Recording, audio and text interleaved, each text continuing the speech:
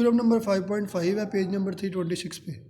If E is measurable and E is subset of P and P is subset of 0 1 0 1 वही interval है जिसको हमने पिछले question में A का हुआ था। Then measure of E is equal to 0, ये हमने प्रूव करना है। अब देखिए हमने पिछले क्वेश्चन में हमने क्या प्रूव किया था कि P सबसेट्स लिए थे उस सेट A के और A बराबर था 0 1 के, इस तरीके से। और यूनियन ऑफ पी आई हमारे पास किसके इक्वल होता था ए। ये सब कुछ ना पिछले क्वेश्चन से जो हमने कल परसों प्रूव किया था उसमें ये चीज़ें पता थी कि यूनियन ऑफ पी आई किस बराबर होता है ए के और ए बराबर है 0 1 के। पी इसके सबसेट्स हैं और पी आई किस तरह बनते हैं, पी प्लस एनुमरेशन और रैशनल नंबर्स इन्वॉल्व किए थे। ये पी का फार्मूला भी था। ये सब आपको एडिशन मॉडलो है, ये सब आपको याद होना चाहिए। अब इस क्वेश्चन में हमें क्या प्रूव करना है कि अगर ई एक मेजरेबल सेट हो और वो पूरे का पूरा कंटेंट हो पी में और फिर वो कंटेंट हो ए में या 0 1 कह लें, तो हमने प्रूव करना है कि मेजर ऑफ ई क्या होती है 0 के इक्वल, यानी कि ये जो सबसेट है ये किसके, इसका मेजर क्या होता है 0 होता है। अब प्रूव इसका देखिए, कंसीडर दी एनुमरेशन, उसी तरीके से हमने क्या कर लिया, एनुमरेशन डिफाइन कर ली। एनुमरेशन मतलब रैशनल नंबर डिफाइन कर लिए और I is equal to 0 1 2 and up to so on, यानी कि इसमें एलिमेंट आ जाएंगे R0 फिर R1 फिर R2 up to so on. और इनमें पहला एलिमेंट हमेशा 0 होता है, यानी कि R1 क्या हो जाएगा 0 हो जाएगा। Then union of P I is equal to A, ये मैंने कहाँ से लिख लिया, मैंने बताया पिछले क्वेश्चन में हमने किया था कि यूनियन ऑफ पी आई किसके इक्वल होता है ए के, वो यूज़ हो गया। और हमें एक और बार बताया कि पी आई इंटरसेक्शन पी जे हमेशा किसके इक्वल होता है 0 5 के, ये भी पिछले क्वेश्चन से आ गया कि उनका यूनियन बराबर होता है ए के और कोई दो डिस्टिंक्ट का इंटरसेक्शन भी क्या होता है 5 के इक्वल होता है, ये हमें पता था। तो यूनियन ऑफ पी आई भी ए के बराबर हो गया और डिस्टिंक्ट की इंटरसेक्शन भी क्या होगी 5 होगी। When P I is equal to where P I is equal to P addition modulo R I, ये भी मैंने आपको बताया। ये देखें ये वाला फार्मूला, ये हमने ज़ुबानी याद रखना है कि पी आई किस तरह बनते हैं, पी और एडिशन मॉडलो आर उसमें ऐड करने से। अच्छा, अब अगर पी आई इसके बराबर है, हमें क्वेश्चन में गिवन है कि ई सबसेट है पी का, अगर ई सबसेट है पी का और ई आई बराबर है ई प्लस आर आई, ई आई की वैल्यू जिस तरह पी आई वैल्यू होती है ना, ये देखें पी आई की वैल्यू होती है पी प्लस आर आई एनुमरेशन वाले से, इस तरीके से हमारे पास ई आई की वैल्यू भी क्या होगी E plus R I addition modulo, ये फार्मूला। अब अगर ई सबसेट है पी का क्वेश्चन में, तो फिर ये वाला ई यानी कि ये वैल्यू भी सबसेट किसकी है, इस वैल्यू की, क्योंकि ई सबसेट था पी का। इसी तरीके से हमारे पास आ जाएगा, ये देखें क्योंकि ई सबसेट है पी का तो ई प्लस आर आई सबसेट हो जाएगा पी प्लस आर आई के। अब ये वैल्यू है ई आई की और ये वैल्यू है पी आई की, यानी कि ई आई सबसेट किसका हो जाएगा पी आई का। अब चूँकि हमारे पास ई आई सबसेट है पी आई का, अभी प्रूव किया, तो फिर दोनों तरफ यूनियन लगा दें। Union of E I subset किसका हो जाएगा यूनियन ऑफ पी आई का, और यूनियन ऑफ पी आई किसके इक्वल होता है ए के, प्रीवियस क्वेश्चन से हमें पता है। अब मेजर ऑफ ई आई का फार्मूला क्या है ई प्लस आर आई। अब हमें पता है कि हर set translational measure translational variant होती है, मतलब किसी सेट ई में आप आर ऐड कर दें तो फिर भी उसकी मेजर ई के बराबर ही रहेगी। तो major of E plus R आई बराबर होता है मेजर ऑफ ई के, तो ये मेजर ऑफ ई के इक्वल ही है। अब मेजर ऑफ ई बराबर आ जाएगा summation of major of E आई, क्योंकि ई आई एक सेट नहीं है, इस पर वेरिएशन आएगी 1 2 3 4, तो हमें पता है मेजर जो है वो समेशन में टूट सकती है। मेजर ऑफ ई आई बराबर आ जाएगा summation of major of E I, और अभी हम करके हैं कि मेजर ऑफ ई आई और मेजर ऑफ ई इक्वल होते हैं, तो इसको हम लिख सकते हैं equal to measure of E infinite times. अब सारा कुछ ई या पी सब कुछ सबसेट है ए का, तो इन सब की मेजर लेस देन रहेगी मेजर ऑफ ए, यानी कि इन शॉर्ट आप लिख सकते हो कि measure of E I is less than equal to measure of A है। अब ई आई एक ई मेजरेबल सेट था, ये देखिए क्वेश्चन में गिवन है, तो इसकी मेजर होगी या 0 या इन 0 से ग्रेटर। अगर हमारे पास आ जाए इसकी मेजर ग्रेटर देन 0, 2 पॉसिबिलिटीज है ना, या ग्रेटर देन 0 या इक्वल टू 0। अगर मेजर इसकी ग्रेटर देन 0 आ जाए, 0 से बड़ी आ जाए, तो आप उसको इन्फिनिट तक ऐड करें ना, 0 से नंबर बढ़े को इन्फिनिट तक ऐड करें तो आंसर इन्फिनिट आ जाता है। तो मेजर ऑफ ई इधर देखें, major of E less than है मेजर ऑफ ए। अगर ये ग्रेटर देन 0 आ जाए तो फिर ये आ जाना infinite is less than equal to measure of A, और ए एक इंटरवल है जिसकी मेजर हमारे पास 1 है, लास्ट क्वेश्चन में भी किया था, ये 1 के बराबर है, तो फिर infinite less than equal to 1 आ जाना, जो कि इम्पॉसिबल है। तो पहला केस गलत है, मेजर ऑफ ई ये दो केसेस थे, या वो आनी है लेस देन ग्रेटर देन 0 या आनी है इक्वल टू 0, तो ग्रेटर देन इक्वल 0 वाली गलत हो गई है, तो फिर measure of E equal to 0 आ जाएगा, यही हमने प्रूव करना। नेक्स्ट थ्योरम है 5.7 पेज नंबर 327 पे। Let A be a Lebesgue measurable set with measure of A is greater than zero, यानी एक हमने मयरेबल सेट ले लेना है ए और उसकी मयर ग्रेटर दैन जीरो है, ये भी पता है। तो फिर उसका एक सबसेट ई भी होगा, subset E such that E is not measurable, और हमने प्रूव करना है जो उसका सबसेट है वो मयरेबल नहीं है। दो तरीके से इस थ्योरम को लिख सकते हैं, आप प्रूफ भी आए। आपने वो ए जो है ना वो खुद लेट करना है जो कि मयरेबल है। क्वेश्चन में बताया है कि ए मयरेबल भी है, उसकी मयर ग्रेटर दैन जीरो भी है। आपने वो ए खुद का लेट कर लिया कि वो ए की वैल्यू है union of A intersection minus N to N, यानी कि ए हमारे पास आ गया।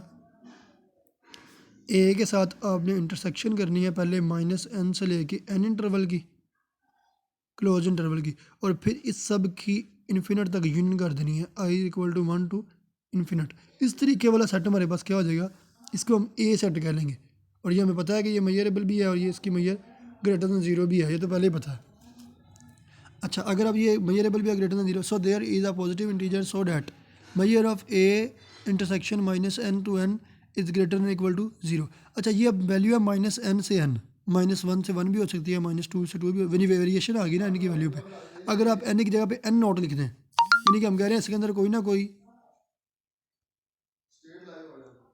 अब पर्टिकुलर वैल्यूज़ एन नॉट यानी कि माइनस एन नॉट से एन नॉट इंटरवल, इसका ए से इंटरसेक्शन लें तो ये इस सेट में से कोई एक वैल्यू है। अब जो इस सेट में से कोई एक वैल्यू है जिसको हमने पर्टिकुलर करके हमने कह दिया उसकी मेजर ग्रेटर दैन जीरो है, से करके किया सच डैट, ये हमने खुद से कहा हुआ है ग्रेटर दैन जीरो है, इस वैल्यू को हमने बी का लेना, यानी कि जो पर्टिकुलर एन नॉट पुट किया ना इसको हमने क्या कर लेना बी। अब ए सेट आ जाएगा union of A intersection minus N to N, और बी वैल्यू आ जाएगी सिर्फ इसमें से एक पर्टिकुलर वैल्यू एन नॉट से एन, इसे हम कह देंगे सेट बी। इसके बाद हम सेट डिफाइन करेंगे बी एक्स और बी वाई। अब हमने बनाना B x set. B x set इस तरह से होता है, देखें अगर ये बी एक्स सेट है तो बी एक्स सेट में ऐसी वैल्यूज़ आ जाएंगी, यानी कि वाई आ जाएगा such that Y minus X is rational हो जाएगा, यानी कि बी एक्स सेट में ऐसे एलिमेंट्स आ जाएंगे जिन एलिमेंट्स का डिफरेंस इसके पड़े हुए सब्सक्रिप्ट, अब इधर सब्सक्रिप्ट एक्स पड़ा हुआ है, तो बी एक्स के मतलब ऐसे एलिमेंट आ जाएंगे जिनका डिफरेंस इस एक्स से जो आंसर आएगा वाई माइनस एक्स वो एक रैशनल नंबर आएगा। इस तरीके से हम बी एक्स सेट बना देंगे। ये हमारे पास आ गया कि बी एक्स सेट। अब बी एक्स सेट में सारे वो एलिमेंट हैं बी के जिनको हम डिफरेंस करें उस एक्स के साथ, तो आंसर क्या आता है रैशनल नंबर। इस तरीके से हमारे पास ये बी एक्स सेट में पहला एलिमेंट किस में से आया, बी में से। बी एक्स सेट में दूसरा एलिमेंट भी कहाँ से आना है, बी में से। तो बी एक्स सेट में मौजूद सारे एलिमेंट्स अगर आप कलेक्ट करें तो बी एक्स के एलिमेंट अगर सारे कलेक्ट करें तो वो एलिमेंट सारे बी में से आने ना, तो ये बी के बराबर होता है। बी इक्वल टू आ जाएगा यूनियन ऑफ बी एक्स के। ठीक हो गया। अब तक हमने क्या किया, ए क्वेश्चन में गिवन था, हमने ए खुद लेट कर लिया, इसमें पर्टिकुलर वैल्यू उठाई उसको बी कह लिया, फिर बी के बाद आगे सेट बी एक्स बनाया और हमें पता लग गया कि union of B X B के बराबर होता है। इसके बाद आप दो एलिमेंट ले लें बी में से, एक्स वन और एक्स टू, और बी एक्स वन इक्वल होगा बी एक्स टू के if X one minus x two क्या हो जाएगा, रैशनल नंबर हो जाएगा। यानी कि बी एक्स वन सेट में सारे वो एलिमेंट जिनका डिफरेंस एक्स वन से ले आंसर रैशनल है, बी एक्स टू में सारे वो एलिमेंट जिनका डिफरेंस एक्स टू से ले तो आंसर रैशनल है। ये इक्वल होंगे अगर X one minus x two क्या हो हमारे पास रैशनल नंबर हो। इसके बाद आप क्या करो, एक एलिमेंट ले लो इस बी एक्स वन में से, एक एलिमेंट ए मैंने ले लिया इस बी एक्स वन में से, तो फिर उस ए एलिमेंट का एक्स वन से डिफरेंस क्या हो जाएगा, रैशनल हो जाएगा by definition of B x set. ठीक है, ए माइनस एक्स वन क्या हो जाएगा, रैशनल नंबर हो जाएगा। अब हमने क्या शो करना है कि X one minus x two क्या हो, रैशनल हो। यही कहा हुआ था ना कि बी एक्स वन इक्वल होता है बी एक्स टू के अगर X one minus x two क्या हो, रैशनल हो। So A minus x two ये किसके बराबर होता है, A minus X one plus X one minus x two लिख सकते हैं ना। अब ए माइनस एक्स वन को अभी मैंने क्या कहा था, rational. X one minus x two क्या है, हमारे पास खुद रैशनल है। अगर X one minus x two भी रैशनल है और ये भी क्या है, रैशनल है, ये इफ लिखा हुआ था, अगर ये रैशनल हो तो ये इक्वल होते हैं। अब ये हमारे पास x one minus x two भी रैशनल है और ए माइनस एक्स वन भी क्या है, रैशनल है, तो दो रैशनल की एडिशन भी क्या हो जानी है, रैशनल। मतलब ए माइनस एक्स टू भी क्या हो जाना है, रैशनल। अगर ए माइनस एक्स टू रैशनल हो जाए इसका मतलब होता है ए बिलोंग कर जाएगा बी एक्स टू को भी। लिया बी एक्स वन में था, चला किस में गया, बी एक्स टू में, तो बी एक्स वन सबसेट किसका हो जाएगा, बी एक्स टू का। Similarly B X two subset किसका हो जाएगा, बी एक्स वन का, अगर सेम इस तरह करे से। ठीक है, अब पहला दूसरे का सबसेट, दूसरा पहले का सबसेट। ठीक है, हमने प्रूव किया हुआ अगर एक दूसरे का सबसेट हो जाए दूसरा पहले का वो इक्वल हो जाते हैं। मज़ीद हमने इनके इंटरसेक्शन को भी फाई प्रूव करना है, खाली प्रूव करना है। अब BX1 इंटरसेक्शन BX2 अगर एम्प्टी हमने प्रूव करना है, अगर एम्प्टी ना हो, इफ़ नॉन एम्प्टी, तो फिर इनके दोनों के दरमियान एक एलिमेंट ज़रूर आएगा। फ़र्ज़ कर लें वो ए एलिमेंट है जो BX1 इंटरसेक्शन BX2 में, अगर इंटरसेक्शन में है ए BX1 में भी है और ए BX2 में भी है, ठीक है। और ये दोनों X1 और X2 इक्वल नहीं होने चाहिए, क्योंकि डिस्टिंक्ट के लिए हमने प्रूव करना होता है इंटरसेक्शन फाई है, X1 is not equal to X2। अच्छा, अब ए बिलोंग करता है BX1 को, तो फिर a माइनस X1 क्या होगा, रैशनल होगा। और ए बिलोंग करता है BX2 को भी, तो फिर a माइनस X2 भी क्या होगा, रैशनल होगा। अब X1 माइनस X2 को हम लिख सकते हैं X1 माइनस ए प्लस ए माइनस X2, सिर्फ ए को अंदर प्लस माइनस किया हुआ है। अब ये भी रैशनल अभी क्या के आए हैं और ये भी रैशनल अभी क्या के आए हैं, रैशनल प्लस रैशनल, आंसर क्या आ जाना, रैशनल। मतलब X1 माइनस X2 क्या आ गया, रैशनल आ गया। अगर X1 माइनस X2 क्या हमारे पास आ गया, रैशनल आ गया।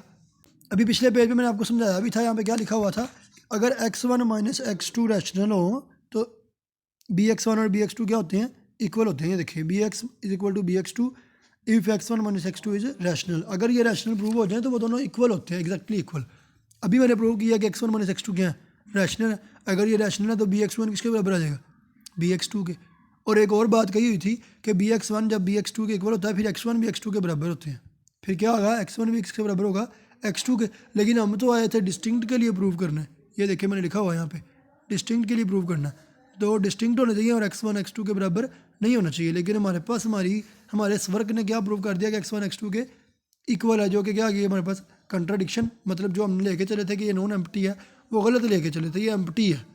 अब हम क्या क्या प्रूव कर चुके हैं, अभी तक ए सेट लिया था, उसमें से पर्टिकुलर सेट बी उठाया, बी के आगे से सेट बनाए BX और BX1 और BX2। फिर प्रूव किया BX1 सबसेट है BX2 का और BX2 सबसेट है BX1 का, ये प्रूव किया।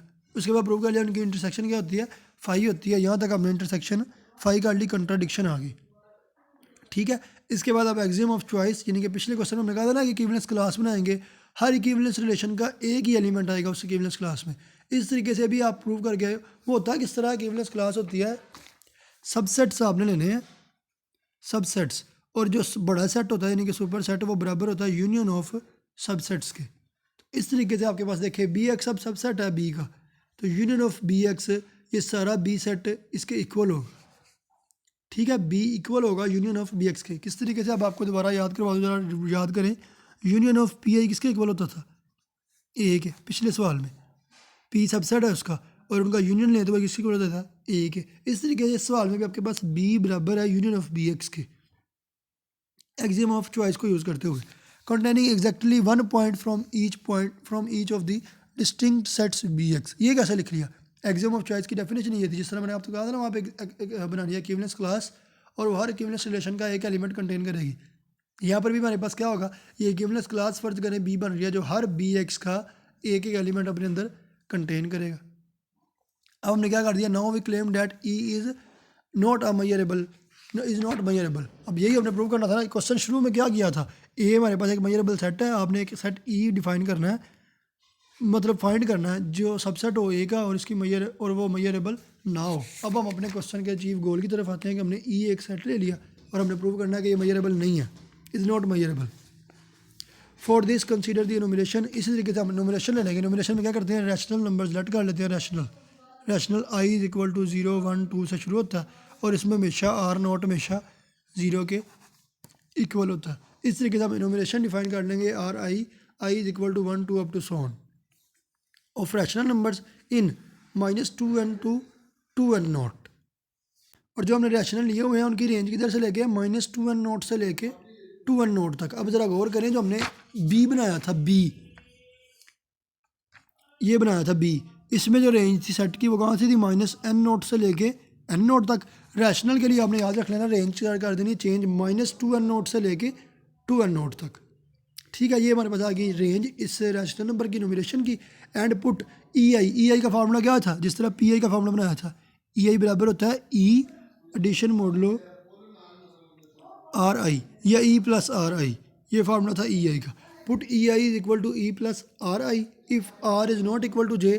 अगर R J के बराबर नहीं होगा, सॉरी I J के बराबर नहीं होगा, तो फिर RI भी R J के बराबर नहीं होगा। दो डिस्टिंक्ट रैशनल आ जाएंगे, ऑब्वियसली वो इक्वल नहीं हो जाएंगे।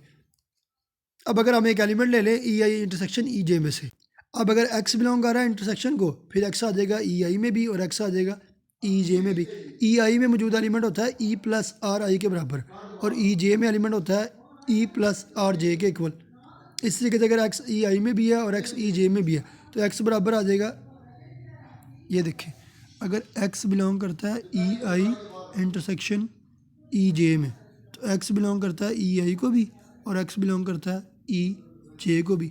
अभी मैंने लिखा था कि ई आई किसके इक्वल होता है, ई प्लस आर आई, तो फिर ये एक्स इक्वल हो जाएगा इस ई प्लस आर आई भी बिलोंग करता है ना, इस ई का कोई एलिमेंट उसको आप कहने फ़र्ज करें एक्स वन प्लस आर आई की जगह पे आ जाएगा आर वन, एक्स बराबर आ जाएगा X one plus R one, और इधर एक्स बिलोंग करता है ई जे को तो फिर एक्स इक्वल हो जाएगा ई का कोई element X two plus rational number कोई आर टू, यानी कि एक्स बराबर आ जाएगा X one plus R one और एक्स बराबर आ जाएगा X two plus R to.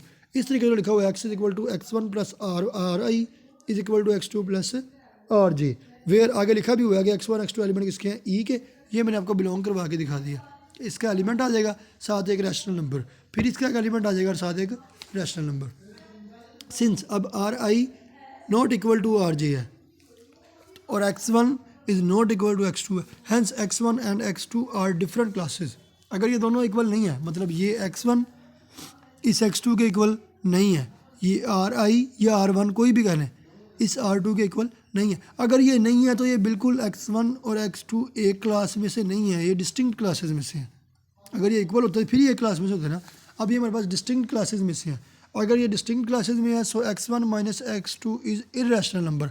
Rational कब होता है, आपने बी सेट डिफाइन किया था B x set, B x set में कौन से एलिमेंट होते हैं y, such that y minus x क्या हमारे पास आ जाता है, वाई माइनस एक्स एक रैशनल नंबर आ जाता है। अगर एक क्लास में से हो तो फिर ये डिफरेंस रैशनल आता है, अगर डिस्टिंक्ट क्लासेस में से हो तो कभी भी डिफरेंस रैशनल नहीं आता। अब अगर एक्स वन और एक्स टू डिफरेंट क्लासेस में से हैं तो X one minus x two एक इर्रेशनल नंबर आना है।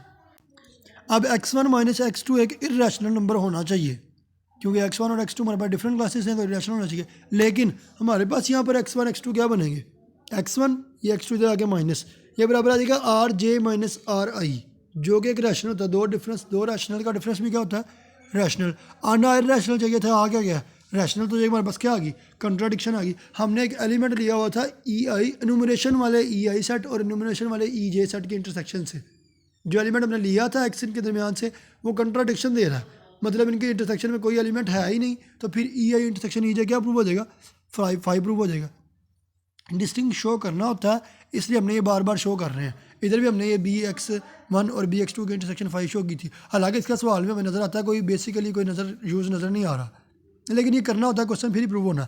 ई आई इंटरसेक्शन ई जे किसके इक्वल आ जाएगा, 5 के, तो ये हमारे पास किसके इक्वल आ जाएगा, 5 के प्रूव हो गया। अब union of E plus R आई यानी कि न्यूमरेशन वाला सेट ये बराबर आ जाएगा यूनियन ऑफ ई आई, क्योंकि मैयर होती है ट्रांसलेशनल इन्वेरिएंट, किसी सेट में कोई एलिमेंट ऐड करें उसकी मैयर या सिंबल सेट रखें तो वो इक्वल होते हैं, तो union of E plus R I equal आ जाएगा यूनियन ऑफ ई आई। सिर्फ ये सबसेट किसका हो जाएगा, -3n0 to 3n0। ये कैसे आ गया, अब मैंने आपको पीछे बार बार ये याद भी करवाया था कि जो हमारे पास बी सेट है उसकी वेरिएशन चलती है -n0 से लेके n0 तक।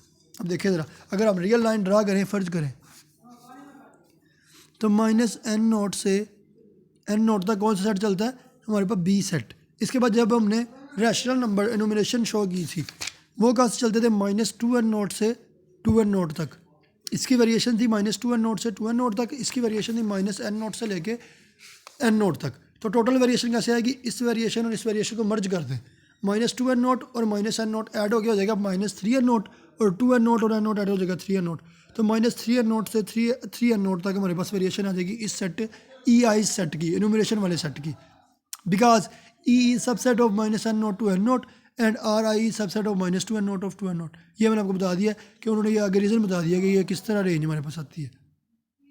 इसके बाद if x belongs to b, अब एक एलिमेंट लेने b का, हमने किया क्या, इनुमरेशन प्रूव किया और हमें पता है कि b सबसेट है bx का, ये प्रूव किया था। उसके बाद इनुमरेशन डिफाइन किया। अब एक एलिमेंट आप ले लें b में से और हमें पता है इक्विवेलेंस क्लास बना रही है चॉइस फंक्शन में से, x in some class of be, अगर x b में से है यानी कि अगर x b में से है तो ये किसी ना किसी bx में आना ही आना है, तो किसी be में उन्होंने कह दिया कि अगर x b में से तो किसी ना किसी be में ज़रूर सेटिस्फाई करेगा और x एलिमेंट है b का, तो बाय डेफिनेशन ऑफ ई, इसके बाद लगाएं डेफिनेशन ऑफ ई की।